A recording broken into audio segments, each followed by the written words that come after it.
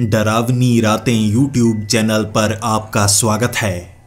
भूत प्रेत पिशाच और शैतानों की रोमांचक कहानियां आपको इस चैनल पर सुनने को मिलती हैं।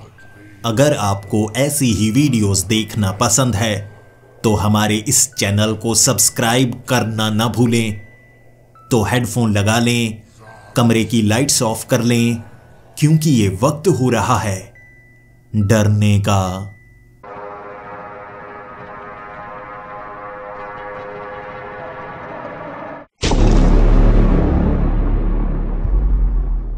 हर रोज की तरह आज भी मैं घर की तरफ बढ़े आ रहा था। रास्ता काफी सुनसान था, क्योंकि यह मेरी ही गलती थी। जहां पर मुझे काम मिला था शहर के बीच वाला हिस्सा था, लेकिन यहां पर घर बहुत ज्यादा महंगे थे और मैं किराए के मकान में रहना नहीं चाहता था। पहले से बजट बनाया हुआ था कि इतना मकान खरीदूंगा और बाकी अपने भविष्य के लिए रखूंगा। मुझे शादी भी तो करवानी है, लेकिन लगने लगा था शहर में कोई अच्छा घर खरीद नहीं पाऊंगा और किराए के मकान में रहना मुझे हमेशा से नर्क का एहसास दिया करता था। तो मैंने शहर से बाहर एक छोटे से वीरान से गांव में एक घर खरीद ही लिया। भले ही धीरे धीरे शहर बड़ा हो जाएगा और ये भी शहर का हिस्सा ही बन जाएगा, लेकिन अब तो मुश्किलों का सामना करना ही पड़ रहा है ना। टैक्सी इतनी दूर मुझे छोड़कर नहीं जाती। मुझे बस के सहारे अपने इस गांव के काफी करीब उतरना पड़ता है और उसके बाद पगडंडी का सहारा लेकर एक शॉर्टकट से घर पहुंचना पड़ता है। हर रोज पिछले 3 सालों से ये काम मैं करता आ रहा हूं और मुझे लगने लगा है बस हर रोज एक ही तरह का काम कर रहा हूं, जैसे मैं कोई मशीन बन गया हूं। शाम के वक्त 7 बजे बस से उतरता हूं, धीरे धीरे गाना गुनगुनाते हुए इस सुनसान रास्ते से घर की तरफ बढ़ रहा होता हूं। इस रास्ते का इस्तेमाल कोई नहीं करता, जैसे सिर्फ मैं ही हूं जो इस रास्ते से उस गांव की तरफ जाता हूं। वहां कई और लोग भी हैं जो शहर में काम करने के लिए जाते हैं, लेकिन उनका टाइम अलग है। उनके पास कोई ना कोई साधन है। मैंने तो अपने सारे ही जमा पूंजी को घर खरीदने में लगा दिया। यही कारण है कि चलकर जाते वक्त भी मैं खुश हो रहा होता हूं। इस बार भी अंधेरा घिर चुका था। रास्ता वही था, हाथ में मेरे टॉर्च थी और मुझे लग रहा था हर बार की तरह इस बार भी बड़ी आसानी से निकल जाऊंगा और घर पहुंच जाऊंगा। लेकिन अचानक मुझे ट्रेन की आवाज जब सुनाई दी, मैं हक्का बक्का सा हो गया। अरे भाई, यहां ट्रेन कहां से आ गई? इस रास्ते पर तो पटरियां हैं ही नहीं। और बिल्कुल मेरे सामने से गुजर कर जाती हुई मुझे ट्रेन नजर आ रही थी। नीचे पटरियां नजर आईं और मैं सोच में पड़ गया, अरे यार, आज माना 15 मिनट लेट हुआ हूं, लेकिन पहले भी इस टाइम पर यहां से निकलता हूं और इस तरफ तो घास झाड़ियां ही थी। यहां पर पटरियां कब से पड़ गईं? या इसका इस्तेमाल दोबारा शुरू हो गया? इतने समय से तो हुआ नहीं था। वो ट्रेन बहुत ज्यादा पुरानी लग रही थी। उस ट्रेन के कई डिब्बे थे जो पूरी तरह से खाली थे। कई जगह उन डिब्बों पर जंग भी लगा हुआ था, लेकिन उस ट्रेन की रफ्तार बहुत ज्यादा तेज नहीं थी, ठीक ठाक ही थी।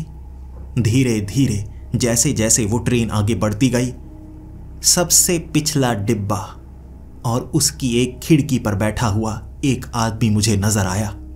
उसका चेहरा ऐसा था जैसे टकटकी लगाए वो अगली वाली सीट की तरफ देख रहा हो, लेकिन इतनी बड़ी ट्रेन में उसके सिवा कोई मौजूद नहीं था। जब ट्रेन गुजर गई, मैं आगे की तरफ बढ़ने लगा। सोचने लगा, अरे यार, यहां ट्रेन आती है तो मैं ट्रेन का सफर करके यहां पर पहुंच सकता हूं। देखूं तो सही आगे। जब मैंने आगे देखा, मुझे आगे पटरियां नजर नहीं आई। हैरान हो गया। घास को हटाकर देखा मैंने, लेकिन मुझे पटरियां नजर आ ही नहीं रही थी।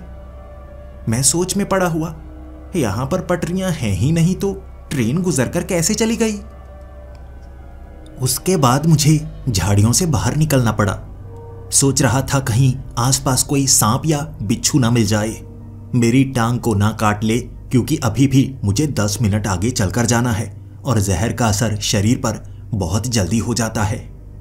यही कारण था कि चलकर मैं सीधा गांव की तरफ बढ़ने लगा। सबसे पहले मैंने घर के अंदर सामान रखा और इस गांव में रहने वाले लोगों की संख्या कम ही है। आसपास नहीं बने हुए हैं घर, काफी दूर दूर है और ज्यादा लोगों से मैं मिलता नहीं। लेकिन फिर भी मुझे इसके बारे में जानकारी जुटानी थी। क्या इस तरफ कोई ट्रेन आती भी है? क्या आगे की तरफ जाती भी है? यहाँ पर कोई स्टॉप है या नहीं? मुझे पटरियां नजर क्यों नहीं आई?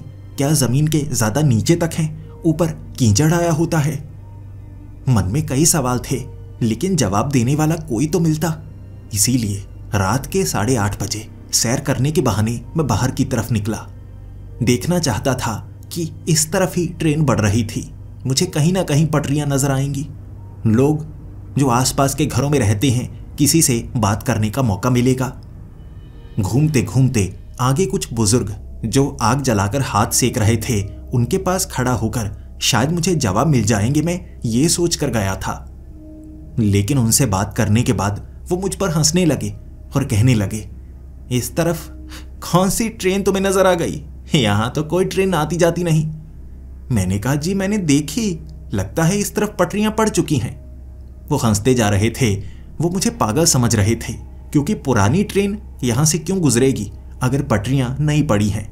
और यहां किसी जमाने में ट्रेन गुजरा जरूर करती थी, लेकिन वो वक्त 30 साल पहले से अब दोबारा नजर नहीं आया है। ये नया जमाना है। उन पटरियों को उखाड़ दिया गया था, है ही नहीं यहां पर, तो ट्रेन कहां से गुजरेगी? बुजुर्ग थोड़ा मजाकिया थे। मैंने भी मजाक करना शुरू कर दिया। लेकिन इतना पता लग गया, किसी जमाने में यहां पर ट्रेन की पटरियां पड़ी थीं। रेलवे ट्रैक मौजूद था, अब मौजूद नहीं है। तो मुझे जो नजर आया, आखिर वो क्या हो सकता है? उसके बाद मैंने आज की अखबार ली, पड़ोसी से पढ़ता गया। उसमें न्यू रेलवे लाइंस की कोई बात नहीं की गई थी। न्यूज़ चैनल्स लगाए, उसमें भी कुछ बताया नहीं गया था। लोकल न्यूज़ भी लगभग 1 घंटे तक मैं देखता रहा। कोई जवाब नहीं मिला मुझे लगने लगा मुझे भ्रम हुआ है। लेकिन आज तो मैंने शराब पी ही नहीं थी। इतना बड़ा भ्रम कैसे हो सकता है? क्या मैंने चलते चलते सपना देख लिया? अरे नहीं, ऐसा नहीं हो सकता। उस रात मुझे 12 से 1 बजे तक नींद आई ही नहीं थी। उस घटना के बारे में सोचता गया, लेकिन उससे डर नहीं लगा था, बल्कि उत्सुकता जाग गई थी। अगले दिन मैं काम पर गया और काम पर भी उस ट्रेन के बारे में 1-2 लोगों को मैंने बताया था। लेकिन जब मेरा मजाक बनाया गया, उसके बाद यह बात मैंने किसी से भी करनी छोड़ दी, क्योंकि कोई भी मुझे पसंद नहीं करता था। मैं मेहनत बहुत ज़्यादा करता था, इसीलिए तरक्की में सबसे आगे ही रहता, और मुझे प्रमोशन 2 बार मिल चुकी थी। बाकी तो 1 बार का इंतज़ार कर रहे थे। जलते थे मुझसे। पूरा दिन मेरा मजाक बनाया गया, क्योंकि सब इस बात पर मुहर लगा चुके थे कि मैं पागल हो चुका हूँ। ये बात को आग की तरह फैला दिया गया। समझ में आया मेरा यहाँ पर कोई दोस्त नहीं है जिन पर भरोसा भी करता था। असल में वो मेरी बातें मुझसे उगलवाया करते थे और बाकियों को बताया करते थे। मैंने मौका दे दिया तो मेरा मजाक बना। शाम के वक्त फिर से मैं घर की तरफ आ रहा था। इतना मजाक बन चुका था, मुझे लगा अब ऐसा कुछ मुझे नजर नहीं आने वाला। शायद मैं पागल हो चुका हूं। घर की तरफ आते वक्त पीछे से ट्रेन की आवाज जब मुझे सुनाई दी, मैं हैरान, ये क्या है? मेरे कान बज रहे हैं। अचानक बेहद करीब से वो आवाज आना शुरू हो गई थी। अगर ट्रेन दूर से आ रही हो तो आवाज दूर से ही आ रही होगी ना। एक झटके से ट्रेन प्रकट थोड़ी ना हो जाएगी। लेकिन आवाज तो ऐसे ही आ रही जैसे बिल्कुल करीब से कोई ट्रेन चलना शुरू हो गई हो। और एक तरफ झाड़ियों के बीच से वो ट्रेन निकल कर जा रही और मैं हक्का बक्का। वही ट्रेन, जंग खाए हुए 5 से 6 डिब्बे थे और आखिरी डिब्बे में इस बार कोई और बैठा हुआ था। मैं देख रहा, ये वो वाला आदमी नहीं था जिसे मैंने पहले देखा था। ये कोई और था जिसकी उम्र कोई 18 से 19 साल होगी। एक लड़का, लेकिन हालत उसकी भी बिल्कुल वैसी ही थी। मैं अब ध्यान से उस लड़के का चेहरा देख रहा था। पूरी तरह से उतरा हुआ था, जैसे बहुत ज्यादा उदास हो। बैठा वो वहीं पर था जहां पर पहले वो आदमी बैठा हुआ था, बिल्कुल उसी अंदाज में, सिकुड़ कर, किसी चीज से डरा हुआ हो और किसी चीज से बेहद उदास हो। दोनों का चेहरा बहुत बुरा लग रहा था, जैसे उतरा हुआ हो, बीमार चेहरा। वो ट्रेन गुजर गई। नजरें पड़ी तो वहां घास थी, पटरियां नहीं थी। और कमाल की चीज जो मैंने आज नोटिस की, कल नोटिस नहीं की थी, ट्रेन अचानक जैसे पीछे से आ गई हो। अब आगे गई थी उन पेड़ों के बीच, और आवाज काफी देर तक आनी चाहिए, जब तक बहुत दूर ट्रेन ना चली जाए। लेकिन जैसे उन पेड़ों के पीछे गई, अचानक एक झटके में आवाज आना पूरी तरह से बंद हो गई, जैसे वो ट्रेन गायब ही हो गई हो। इस बार उन झाड़ियों में नहीं गया मैं, वो पेड़ों के पीछे गया। जानता था हो सकता है उस तरफ जानवर मौजूद हों, लेकिन जानकारी जुटाना मेरे लिए ज्यादा अहम था। आखिर ये ट्रेन कहां से आ रही है? ना कोई न्यूज आई, ना कोई पुरानी खबर, ना लोग मानने को तैयार हैं। और ट्रेन जिसमें 2 बार सिर्फ 2 ही लोग मिले हैं, ये ट्रेन कहां से आती है, कहां जाती है, ये जानने के लिए उन पेड़ों के पीछे गया था। उन पेड़ों के पीछे मुझे कुछ भी नजर नहीं आया, और कमाल की चीज, आगे मुझे घने पेड़ नजर आ रहे, और मुझे यह समझ में नहीं आ रहा वो ट्रेन इस तरफ जाएगी कैसे, कहां से निकलेगी। पेड़ों के बीच से वो ट्रेन तो निकल नहीं सकती। कमाल ही है जो मेरी आंखें देख पा रही हैं, किसी को बयां करूं तो कैसे करूं। सोचता गया, और उसके बाद दूर किसी बंदर की आवाज आई। और मैं काफी ज्यादा डरपोक हूं इस मामले में, जानवरों से मुझे डर लगता है। शायद 2 बार जो आवारा कुत्तों ने मुझे काटा है, उसका डर मेरे अंदर घर कर चुका है। बाकी किसी पारलौकिक घटना हो या कोई इंसान हो, उससे मुझे ज्यादा फर्क नहीं पड़ता। बस ऐसे पागल जानवरों से काफी ज्यादा डर लगता है। पेड़ों से दूर निकला, पगडंडी पर पहुंचा, फिर से चलकर घर की तरफ जाने लगा। घर पहुंचकर मुझे लग रहा मैं किसी से सवाल करूंगा तो करूंगा कैसे, किसी को बताऊंगा तो बताऊंगा कैसे। अगर मैंने पुलिस के पास ये बात बताने की कोशिश की, मजाक बनेगा, और हो सकता है मेरे साथी कर्मचारी इस बात को जान जाएं, फिर मैं पागल घोषित हो जाऊंगा। तो ऐसा करता हूं, इसके बारे में चुप ही रहूंगा, और अगर कुछ ऐसा पता लगा जो मैं किसी को बता सकता हूं, फिर बताऊंगा। पहले मुझे डॉक्टर के पास भी जाना होगा कि सब कुछ ठीक है, या ऐसा तो नहीं मेरी मानसिक हालत ही बिगड़ चुकी है। मुझे खुद पर शक होने लगा था। लेकिन अगले दिन जब मैं डॉक्टर के पास गया, डॉक्टर ने कहा तुम्हारे टेस्ट करने होंगे। सभी टेस्ट किए, जिसमें मानसिक टेस्ट भी था। कुछ ऐसे सवालों के जवाब मुझे देने थे जो मेरी जिंदगी में घटनाएं घट चुकी हैं उनसे जुड़े हुए। डॉक्टर ने हर तरह के सवाल पूछे कि मेरी कितनी गर्लफ्रेंड रह चुकी हैं। मैं हर एक सवाल का जवाब देता गया।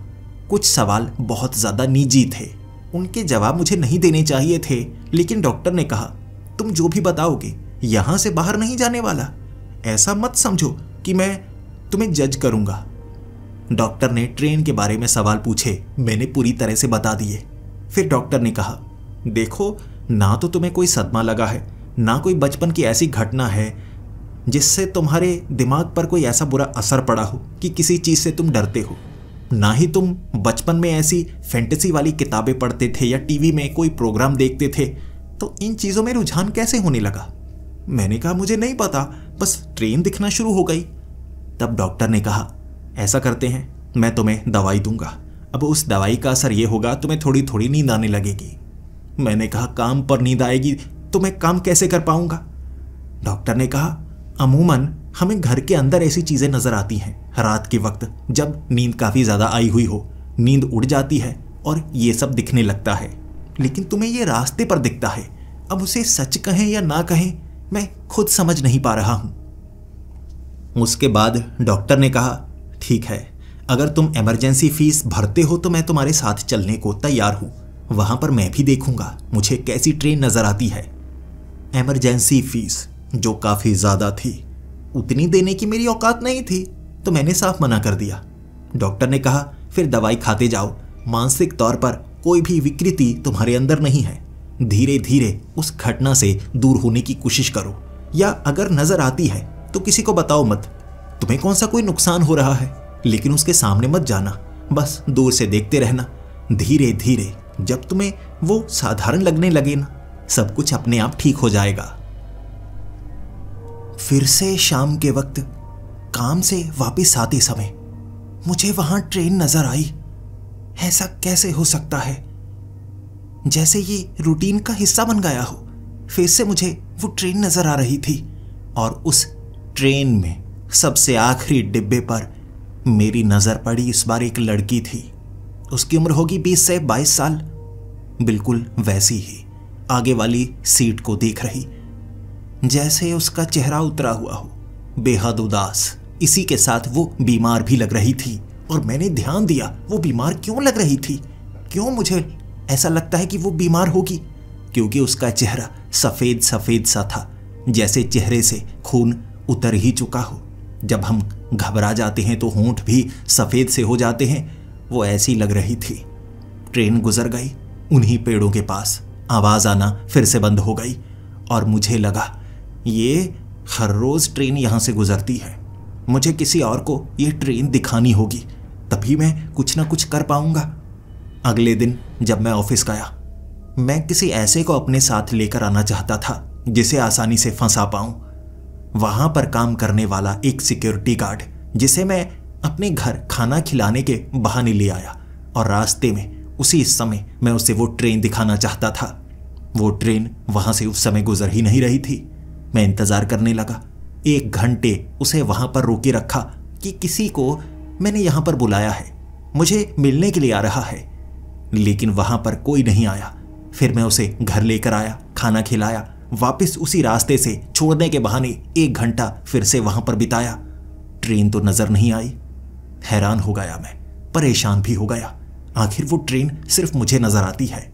शायद जब कोई मेरे आसपास हो तब ना मुझे वो ट्रेन नजर आएगी ना किसी और को। लेकिन अब मैं किसी और को अपने साथ लेकर नहीं आऊंगा।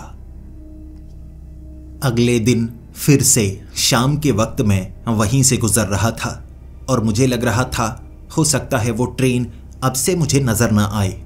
लेकिन वो ट्रेन नजर आई और मैं जान गया अब जैसे ये मेरी रूटीन का हिस्सा ही है, इससे दूरी नहीं बना सकता। तो आराम से मैं वहां पर रुक गया, देखने लगा, और इस बार फिर से मुझे एक औरत नजर आई।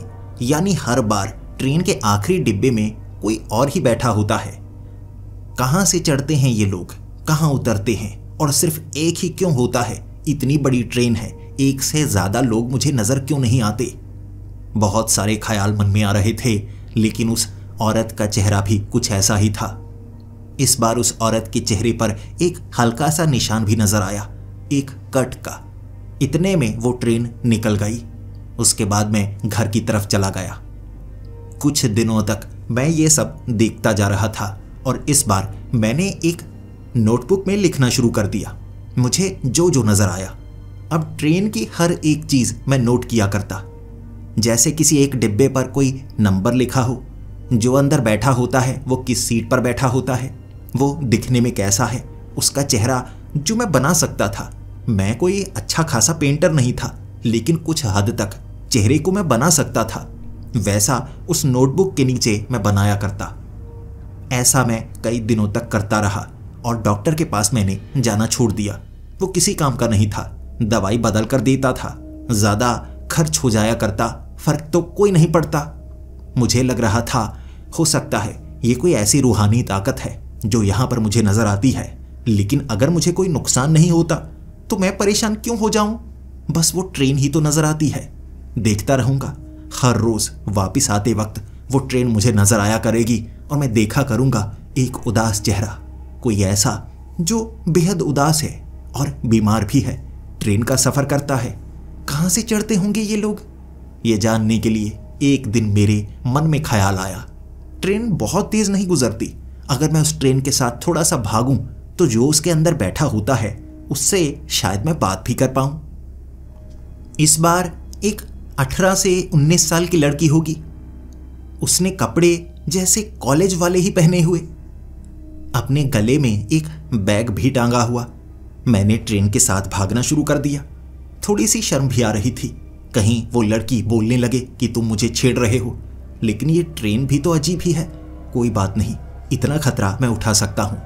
ट्रेन के साथ उस घास पर भागा था और उस लड़की से बात करने की कोशिश की थी। इशारे किए, आवाजें लगाई, उसका नाम जानने की कोशिश की, लेकिन उसने कोई जवाब नहीं दिया। मैं ट्रेन के साथ साथ भागता रहा और ट्रेन धीमी थी तो मुझे हल्की हल्की पटरियां भी नजर आ रही, जैसे जब वो ट्रेन चल रही थी तो पटरी बन रही और जब वो ट्रेन निकल जाती तो पटरियां भी गायब हो जाती, जमीन में चली जाती या क्या होता। और उन पेड़ों के पास जाकर वो ट्रेन पेड़ों के अंदर जाती हुई मुझे नजर आई, लेकिन कोई भी पेड़, कोई भी पत्ता हिला तक नहीं। अचानक वो ट्रेन जैसे गायब हो गई और ट्रेन के गायब होने से पहले वहां काला काला धुआं बना था, जैसे जादू मेरी आंखों के सामने हुआ हो। और दिखने में मुझे अच्छा भी लगा। डर तो पहले का ही खत्म हो चुका था, लेकिन इस बार बात करने की कोशिश की मैंने। भले ही उसका असर कोई ना हुआ हो, लेकिन चलो अपनी तरफ से कोशिश तो की मैंने। यही सोचकर घर चला गया और उस रात मैंने फिर से डायरी में सब कुछ नोट किया था। उस लड़की का चेहरा भी मैंने अच्छे से बनाने की कोशिश की और हर रोज ऐसा करने लगा था। पिछले 15 से 16 दिनों में तो तस्वीरें थोड़ी अच्छी ही बनने लगी थी। लेकिन अगले दिन जब मैं काम से वापस आने के लिए वो बस पकड़ने वाला था, सामने लगा खंबा और उस पर लगा वो पोस्टर। वो लड़की जो चश्मे वाली थी एक दिन ट्रेन पर नजर आई थी, अरे सामने वैसा पोस्टर लगा है। उतर गया मैं बस से और उस पोस्टर को उतारा और ध्यान से देखने लगा। भाई बिल्कुल वैसा चेहरा, अरे यही लड़की तो नजर आई थी ट्रेन पर, लेकिन यहां पर तो लिखा है मिसिंग, यानी ये लड़की गायब है पिछले लगभग 10 दिनों से और इसके परिवार वाले इसे ढूंढ रहे हैं। क्या मैं उनसे बात करूं? लेकिन फिर ट्रेन की बात बताऊंगा, फिर से बेइज्जत हो जाऊंगा। ये मेरे दिमाग में है या सच में ये कुछ हो रहा है? मैंने उसके परिवार वालों से बात करने की कोशिश की, लेकिन एक अनजान नंबर से, एक लैंडलाइन फोन से मैंने उनसे बात की और उन्होंने मुझे बताया कि उनकी बेटी पिछले 10 दिनों से गायब है और ढूंढने की कवायद जारी है। अगर आपको कुछ भी पता है तो आप बता सकते हैं। मैंने बस इतना कह दिया। कॉलेज के पास मुझे ऐसी चश्मे वाली लड़की नजर आई थी, वैसे थोड़ी खूबसूरत थी, तो वो चेहरा मेरी आंखों में छप गया। मैंने जानबूझकर गांव के पास वाले इलाके में उसे दिखने की बात की थी। शायद कुछ ना कुछ ढूंढने की कोशिश होगी, इससे लड़की मिल जाएगी। मैंने फोन काट दिया। फिर मेरे दिमाग में एक बात तो घूमने लगी, ये सच तो नहीं यहाँ ट्रेन चलती है, ये कोई जादुई ट्रेन है और इसमें जो बैठा होता है ये वो है जो गायब हो रहा हो। कहीं लड़कियों को, लोगों को अगवा तो नहीं किया जा रहा। लेकिन ट्रेन के आगे वाला वो दरवाजा खुला था और ट्रेन इतनी तेज नहीं थी, कोई उतरना चाहता तो उतर सकता, बाकी टांगें बंधी हुई हों तो मैं कह नहीं सकता। अब क्या ही करूं, कोई जवाब भी तो नहीं देता। ट्रेन में बैठे कई लोगों से बात करने की कोशिश हर बार मेरी विफल होती, सफल हुआ ही नहीं तो मैं बता कैसे सकता था। और पुलिस के सामने ऐसी गवाही देता तो पागल समझकर हो सकता है किसी गलत केस में मुझे फंसा दिया जाता। मैं ऐसा खतरा उठाना नहीं चाहता था। ट्रेन ही नजर आती है, कोई बात नहीं, और जानकारी जुटाने की कोशिश करता हूं। अब मुझे शक सा होने लगा था तो मुझे लगा मुझे और जानकारी जुटानी चाहिए। अगले दिन शाम को घर की तरफ नहीं आया मैं जानकारी जुटाने लगा सड़कों पर घूमकर। क्या यहाँ कोई पोस्टर लगा है मिसिंग का? क्या सच में लोग गायब तो नहीं हो रहे?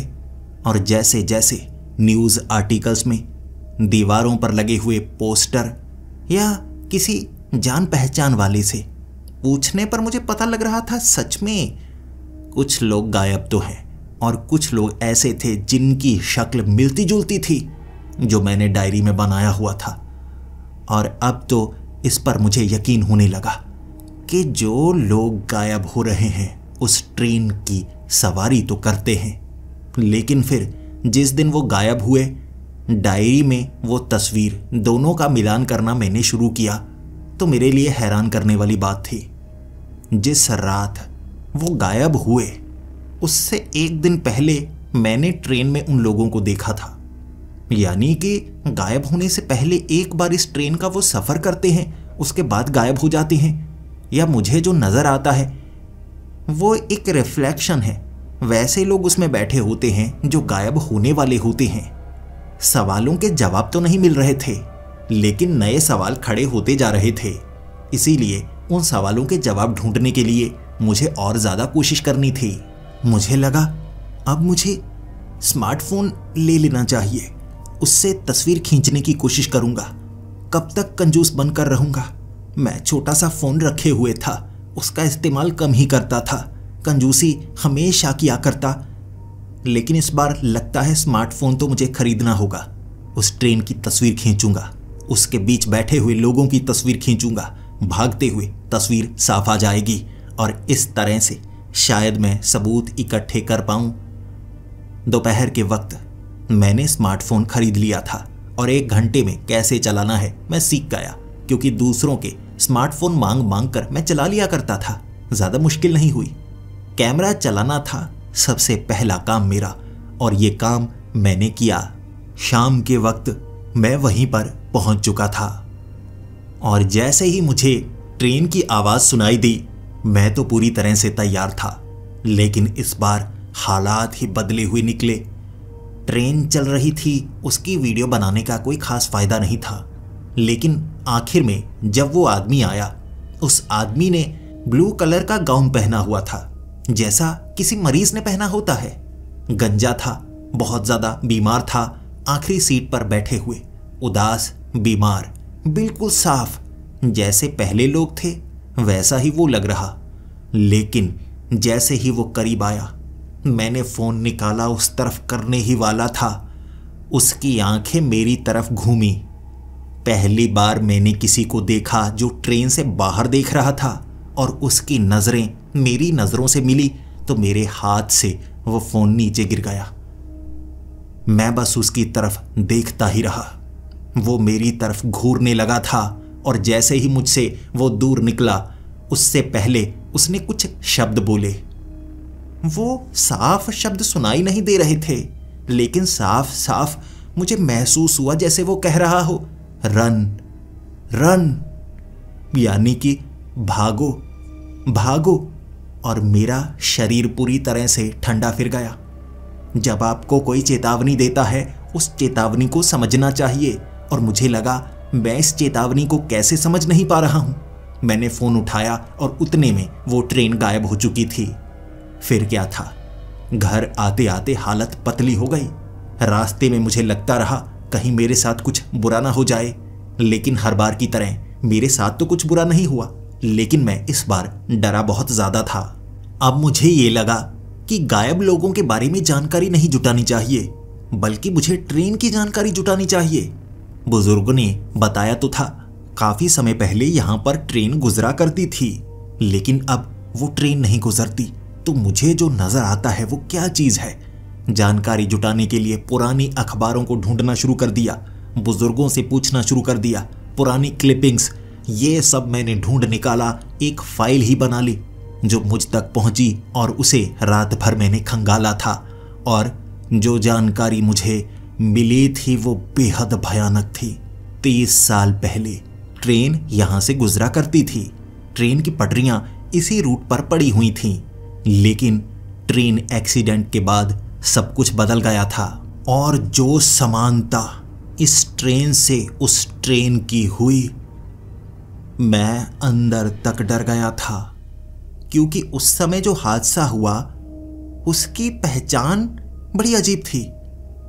ट्रेन में 6 से 7 डिब्बे थे, जंग खाए पुराने से डिब्बे थे जिसे पेंट होना था। आखिरी बार पेंट को उतारा गया था और ट्रेन इस रूट पर ही थी, लेकिन ब्रेक्स फेल हो गए और वो ट्रेन पटरियों से उतर गई। डिब्बों को आग लग गई थी, बहुत ज़्यादा आग, और इस ट्रेन एक्सीडेंट में कोई भी बच नहीं पाया था। सभी की सभी लाशें जल चुकी थी बुरी तरह से, लेकिन एक इंसान जो मरा हुआ ज़रूर था, लेकिन उसके शरीर पर ना कोई चोट के निशान थे, ना ही जलने के निशान, और वो बैठा हुआ था आखिरी डिब्बे की आखिरी सीट पर। उसका शरीर देखकर डॉक्टर भी हैरान थे और डॉक्टरों ने कहा था शायद यहाँ तक आग पहुँच नहीं पाई और इसके सर में अंदरूनी चोट लगी होगी, जिस कारण इसकी मौत हो गई। और लास्ट सीट पर ही तो मुझे कोई ना कोई नज़र आता है ना, बिल्कुल ऐसी ही हालत मुझे दिखती है। तो ये क्या कोई शापित ट्रेन हो गई है जो रात के वक्त मुझे इस तरह नज़र आती है और मेरे सिवा कोई और देख नहीं पाता? या अपने साथ में किसी और को लेकर आता हूं तो ये ट्रेन किसी को नजर नहीं आती? आखिर ये सब चल क्या रहा है? अब मुझे लग रहा था मुझे किसी न किसी को यहां लेकर आना होगा, इसे सबूत के तौर पर इकट्ठा करना होगा। फोन से तस्वीर खींचने की कोशिश मैंने की, लेकिन फोन में कोई तस्वीर नहीं आ रही थी। तो आखिरी रास्ता तो यही था, सबूत इकट्ठे करूं, किसी को यहां पर लेकर आऊंगा और उसके बाद वो ये सब देखेगा तो अपने साथ किसी और को लेकर आएगा। 3-4 लोग इकट्ठे हो जाएं, उसके बाद तो बात फैलेगी ना, तो और लोग आएंगे और मैं सबको दिखाने की कोशिश करूंगा। पहले एक के साथ कोशिश करके देखता हूं, लेकिन बिल्कुल अपने साथ नहीं रखूंगा। ऐसे मेरी बात मानेगा कौन? चौकीदार। हाँ, हमारे गांव में एक चौकीदार आता है और वो चौकीदार पैसों के लिए कुछ भी करने को तैयार है। दारू की बोतल दे दो, फिर तो उसे चाहे किसी को पीटने के लिए भेज दो, वो काम करने को भी वो तैयार हो जाता है। तो ऐसा पागलपन वो बड़े आराम से करेगा। फिर क्या था, शाम के वक्त मैंने उसे फोन कर दिया। जब ट्रेन आने वाली थी, आधे घंटे पहले मेरे साथ पीछे वो छिप जाएगा और जब मैं मिस कॉल उसे मारूंगा, वो भागता हुआ इस तरफ आएगा और उसके बाद ट्रेन को देखेगा, ट्रेन के अंदर कौन है उसे देखेगा। और वो तो कह रहा था मैं ट्रेन को रुकवा ही लूंगा, अगर ट्रेन है मैं हाथ से उठा लूंगा। मजाक कर रहा था क्योंकि उसे लग रहा था यहां कुछ नजर नहीं आएगा। लेकिन कोई बात नहीं, जब ट्रेन उसे नजर आ जाएगी उसके बाद देखते हैं वो क्या करता है। वो कह रहा था मैं ट्रेन पर चढ़ जाऊंगा, जो अंदर है उसे बाहर निकालूंगा। मैंने बस उसे ये कह दिया, बड़ी रहस्यमय सी ट्रेन है, ध्यान रखना। फिर क्या था, रात के वक्त वहीं से चलकर ट्रेन का इंतजार कर रहा मैं, और आगे जैसे ही ट्रेन की आवाज आई, मैंने मिस कॉल लगा दी उसे। वो थोड़ा ही दूर था, भागते हुए इसी तरफ आता। लेकिन जब ट्रेन गुजरने लगी, मैंने ट्रेन की आखिरी सीट पर देखा, ये चौकीदार था। बिल्कुल सन्न शरीर, सफेद चेहरा, सफेद होंठ, आगे वाली सीट की तरफ वो देख रहा। मैंने कहा ये कैसे? वो तो पीछे छिपा हुआ होगा ना, यहां आकर ट्रेन को देखेगा। दूर से भागने की आवाज भी आ रही थी और ऐसा लग रहा है एक इंसान 2 जगह मौजूद कैसे हो सकता है। जब पीछे से भागने की आवाज आई, ट्रेन इस बार धीमी हो गई और मुझे कुछ समझ में नहीं आया। ट्रेन पर चढ़ने की आवाज हुई थी और मुझे लगा वो चौकीदार सच में ट्रेन पर तो नहीं चढ़ गया। देखने के लिए झाड़ियों में गया, इतने में ट्रेन चल पड़ी। मैं ट्रेन पर चढ़ना नहीं चाहता था, लेकिन जैसे ही ट्रेन चली, मुझे ऐसा महसूस हुआ कि पिछली सीट पर भी वो चौकीदार था और आगे भी मुझे वैसा ही कोई लगा। इतने में वो ट्रेन झाड़ियों में निकलती हुई आगे वाले पेड़ों के पार चली गई। और बस फिर क्या, सन्नाटा। आवाजें लगाता रहा मैं, चीखता रहा, चिल्लाता रहा मैं, लेकिन किसी ने मेरी बात का कोई जवाब नहीं दिया। वो चौकीदार वहां से गायब हो चुका था। अगले दिन मैंने चौकीदार के बारे में जानकारी जुटाने की कोशिश की, लेकिन वो अपने घर पर मौजूद नहीं था और उसके परिवार वाले खुद उसे ढूंढ रहे थे कि रात के वक्त चौकीदारी करने के लिए गया होगा, वापस आया ही नहीं, या किसी नाली में पड़ा होगा। शराब बहुत ज्यादा पीता था ना। लेकिन उसकी जानकारी जुटाने में पूरा दिन लग गया, कोई उसे ढूंढ नहीं पाया। वो कहाँ गया किसी को नहीं पता था। और उसके बाद पुलिस में कंप्लेंट की गई और पुलिस वाले भी उसे ढूंढना चाहते थे। लेकिन अगर जो वहां पर हुआ मैं उन्हें बताता, कोई मेरी बात पर यकीन करता या नहीं, मैं जान नहीं पा रहा था। लेकिन अब मुझे लगने लगा था उस ट्रेन से दूर रहना चाहिए। आखिर उसके अंदर वो चल क्या रहा है और मुझे बिल्कुल उसके जैसा पीछे बैठा हुआ क्यों नजर आया? क्या मुझे उस चौकीदार की मदद करनी चाहिए? ऐसा तो नहीं वो उस ट्रेन के साथ जुड़ गया हो या उसमें बैठा हो और ढूंढ रहा हो बाहर निकलने का रास्ता? शायद शाम के वक्त मुझे उसे ढूंढने की कोशिश करनी चाहिए और रास्ता सिर्फ उस ट्रेन से ही मिलेगा। मुझे लगा मैंने गलती की है तो मुझे उसे बचाना चाहिए। इसीलिए उस शाम पूरी तैयारी करके आया था। चाकू मेरे पास था ताकि अगर मुझे कोई नुकसान पहुंचाने की कोशिश करता तो मैं वार कर सकता। बाकी फ़ोन मेरे पास था। इसी के साथ छिपाकर भी वो पुराने वाला फ़ोन मैंने जुराब के अंदर रखा हुआ था। मैं उस ट्रेन पर चढ़ने की कोशिश करूंगा भागता हुआ। जैसे ही उस जगह मैं खड़ा इंतज़ार ही कर रहा था, ट्रेन की आवाज़ आई और मैं उस ट्रेन की तरफ बढ़ने लगा। लेकिन इस बार वो ट्रेन ज़्यादा तेज़ नहीं थी और एक जगह रुक गई। जैसे ही ट्रेन रुकी, मुझे काफ़ी अजीब सा लगा। इससे पहले कि मैं पीछे देख पाता, जल्दी से पहले वाले उस डिब्बे पर मैं चढ़ गया। और यहाँ डिब्बे एक साथ ऐसे जुड़े हुए हैं कि एक डिब्बे पर चढ़कर आप सबसे पीछे भी जा सकते हैं। तो मुझे लगा मैं एक बार देखता हूँ आखिर ये ट्रेन कहाँ जाती है और क्या चौकीदार अब भी इस पर मौजूद है यहाँ वापस आने के लिए। मैं पहले डिब्बे से निकलता हुआ दूसरे डिब्बे की तरफ ऐसे ही करता करता मैं पीछे जाना चाहता था। इतने में ट्रेन चल पड़ी और मुझे लगा जल्दी से मुझे सबसे पीछे पहुंच जाना चाहिए, तभी तो मैं बात कर पाऊंगा ना। भागता भागता सबसे पीछे था मैं, और जैसे ही सबसे पिछली सीट पर मैंने देखा, मेरे रोंगटे खड़े हो गए।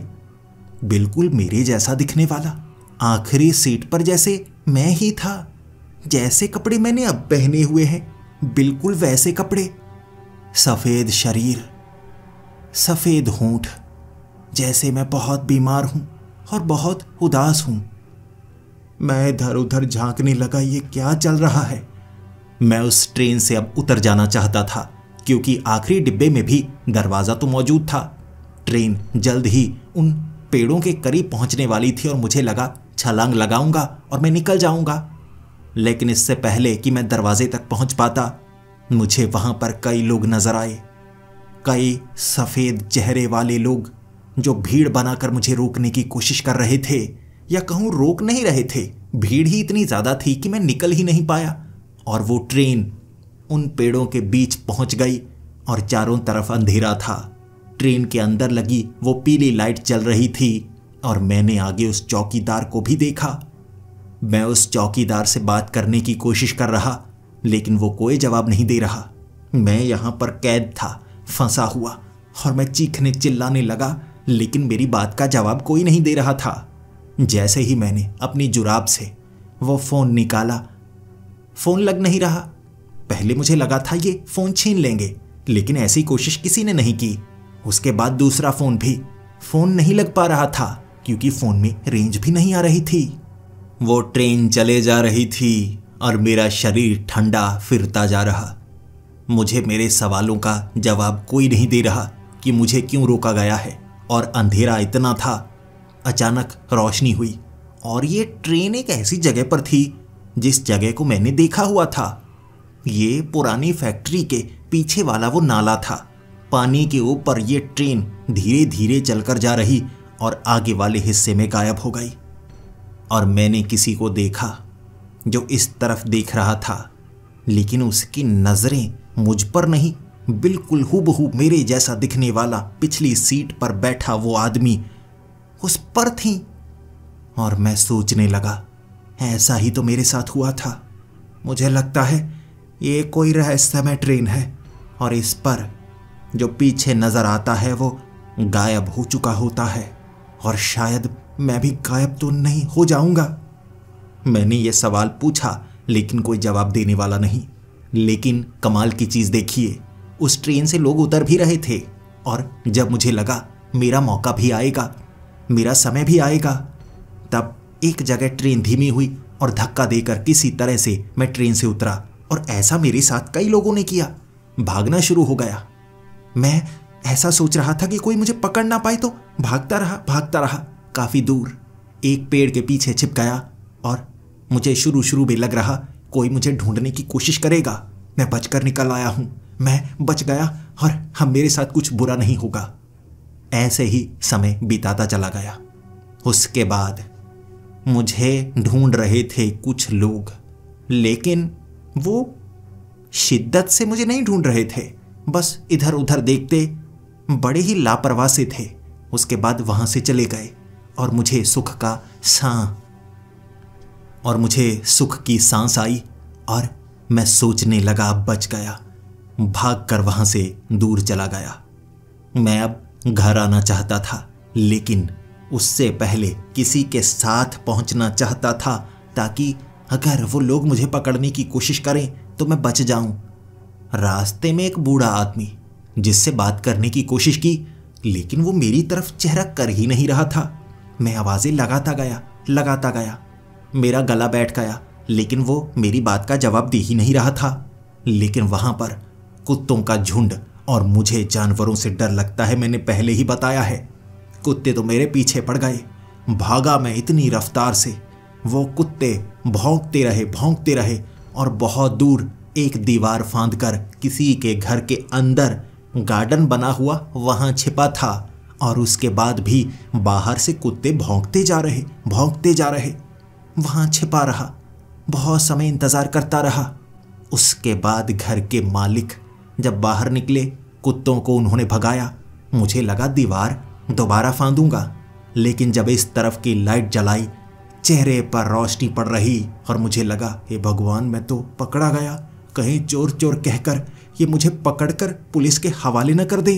रोशनी भले ही मेरे चेहरे पर पड़ रही थी, लेकिन वो दो लोग सामने खड़े ऐसे दिखा रहे थे जैसे वो मुझे देख ही ना पाए हों। इधर उधर झांका और उसके बाद उन्होंने लाइट बंद कर दी। मैं भी बिल्कुल नहीं हिला। दीवार फांदकर उसके बाद मैं वहां से भाग निकला। लेकिन अब मैं घर जाना चाहता था। रात का वक्त हो चुका था और वैसे भी मुझे पकड़ने के लिए बार बार मुझे करीब वो लोग नजर आते। उनसे हर बार मैं छिप जाता। घर की तरफ बड़ा आ रहा। फिर मुझे लगा रास्ते में मुझे किसी न किसी को बताना चाहिए, पुलिस के पास ही जाना चाहिए। और एक ऐसे ही पुलिस चौकी के करीब पहुंचकर 2 पुलिस वाले बाहर ही खड़े थे। उनसे बात करने की कोशिश, लेकिन उन्होंने ऐसे दिखाया जैसे वो मुझे देख ही ना पा रहे हों। ऐसा पहली बार नहीं हुआ था, इसीलिए मैं बहुत ज़्यादा डरने लगा था। मैंने उन्हें हाथ लगाने की कोशिश की, लेकिन मेरा हाथ उनके आर पार चला गया। ऐसा लग रहा था जैसे वो जिंदा ना हो, या मैं जिंदा नहीं हूं, या मेरे साथ कुछ हो गया है। वो ट्रेन पर चढ़ने के बाद ये सब हो रहा है। मैंने पुलिस स्टेशन के अंदर जाकर चीखने की कोशिश की, इतनी आवाज़ लगाई, लेकिन मेरी आवाज़ का जवाब कोई नहीं दे रहा। फिर मैं समझ गया, मुझे कोई देख नहीं पा रहा है, मुझे कोई सुन नहीं पा रहा है। अब मैं करूं तो क्या करूं? मायूस, उदास मैं पुलिस स्टेशन से बाहर आया और वो लोग जो मुझे ढूंढ रहे थे, मुझे लगा उनके पास ही जाना चाहिए। ये वो हैं जो मुझे देख सकते हैं। भागकर एक लड़के के पास पहुंचा मैं और कहने लगा, तो मुझे क्यों पकड़ना चाहते हो? क्यों पकड़ना चाहते हो? मुझे आज़ाद कर दो, मुझे आज़ाद कर दो। उसने कहा, तुम आज़ाद ही हो, तुम हमेशा के लिए आज़ाद हो चुके हो, लेकिन कुछ नियम हैं जो आज़ाद होने के बाद मानने पड़ते हैं। तुम्हें आज़ादी उसने दी है, वो ट्रेन, इसीलिए तुम्हें उस ट्रेन से जुड़ना तो पड़ेगा, जाना पड़ेगा वहाँ, वरना दर्द बहुत ज़्यादा होगा। जब धूप तुम्हारे शरीर पर पड़ेगी तो बहुत ज़्यादा दर्द होगा और वापस जाने का समय नहीं मिलेगा। रात गुजरने से पहले उस ट्रेन पर चढ़ जाओ, वरना छिप नहीं पाओगे। कहीं भी छिपने की कोशिश करोगे तो दर्द होगा। चलो मेरे साथ। मैं उसकी बात मानना नहीं चाहता था, लेकिन वो कह रहा, समय कम है, हम वापस चले जाएंगे। हम कोई सिक्योरिटी गार्ड नहीं हैं जो तुम्हें पकड़ना चाहते हैं, हम तुम्हारी मदद करना चाहते हैं। ये सब हम सह चुके हैं, हम चाहते हैं तुम ना सहो, चलो हमारे साथ। मैंने उनकी बात नहीं मानी और भाग निकला। वापस अपने घर आना चाहता था। वो तो मुझसे दूर हो गए, लेकिन जब दिन की रोशनी हुई, शरीर पर जलन होने लगी। भले ही कमरे में छिपा हुआ था, जलन फिर भी हो रही थी। जैसे जैसे दिन होता गया, शरीर जलता गया। मैं अपने घर में था, लेकिन फिर भी धूप महसूस हो रही, और तब मुझे अपनी गलती का एहसास हुआ। शायद मैं हमेशा के लिए उस ट्रेन से जुड़ चुका हूं, अब उससे बाहर रहना मेरे लिए असंभव है। मैं चीखता रहा, चिल्लाता रहा, मदद किसी ने नहीं की। आस पड़ोस में लोग थे जो मुझे नजर आ रहे, लेकिन दर्द इतना ज़्यादा हो रहा, उनके पास जाकर बात करने की कोशिश भी नहीं कर सकता था। बार बार पानी अपने ऊपर उड़ेलने की कोशिश करता, लेकिन किसी भी चीज को सही से छू नहीं पाता। दर्द सहता रहा पूरा दिन, लेकिन यह दर्द ऐसा था कि किसी को भी मार देता। मैं मरा नहीं, दर्द होता गया और रात के वक्त जब अंधेरा हुआ, दर्द गायब, शरीर पर कोई निशान नहीं था। शरीर मेरा सफेद पड़ चुका था, जैसे मैं कोई मुर्दा हूं। फिर सड़कों पर घूम रहा, ढूंढ रहा था उन्हें, और वो खुद मुझे ढूंढ रहे थे। मुझे लेकर गए उसी ट्रेन में, बिठाया, मुझे आगे वाली सीट पर बिठाया और पूरी की पूरी ट्रेन भरी हुई थी। और उसके बाद एक आदमी जो मेरे साथ बैठा कहने लगा, आदत डाल लो, अब हमेशा इसी जगह पर बैठना होगा, कोई तुम्हें देख नहीं पाएगा। हम आपस में बात कर सकते हैं, लेकिन किसी और से बात नहीं कर सकते। रात के वक्त तुम अपनों से मिलने के लिए या कहूँ सिर्फ देखने के लिए ट्रेन से उतर सकते हो। ये ट्रेन कहीं भी जा सकती है, जहाँ तुम्हारा मन है वहाँ जा सकती है, और वहाँ तुम उतर सकते हो। फिर ट्रेन वहाँ मिलेगी जहाँ तुम उतरे हो, दोबारा चढ़ जाना, रात ऐसे गुजारना, दिन ऐसे गुजारना और रात वैसे ही, सड़कों पर घूमते हुए, अपनों के पास उन्हें देखते हुए, ये सब करते हैं। ये एक शापित ट्रेन है और यहाँ पर मरने के बाद ऐसा ही होता है। बस अपनी मौत की कन्फर्मेशन मुझे यहीं पर मिली थी। उनके साथ भी ये हुआ है और मेरे साथ भी ऐसा ही हुआ है। उस ट्रेन को कोई नुकसान पहुंचाया नहीं जा सकता था। मैं हमेशा के लिए दुनिया में गायब हो चुका था। रात को निकलता हूं, अब भी सड़कों पर घूमता हूं। देखा है मैंने आपको भी, आप जो इस समय इस कहानी को सुन रहे हैं। जी हाँ, आप ही। मैं नाम नहीं बता सकता, इससे आपकी भी पहचान हो सकती है, लेकिन देखा है मैंने आपको भी। लेकिन मरने के बाद ऐसे भटकते हुए कभी कभी मायूसी होती है, और ट्रेन पर बैठे हुए मैंने देखा है लोगों को जो इस ट्रेन को देख रहे होते हैं, और जानता हूं उन्हें कोई पीछे नजर आ रहा है जो नया इस ट्रेन पर आता है, और जो देख रहा होता है अगली बारी उसी की तो होती है।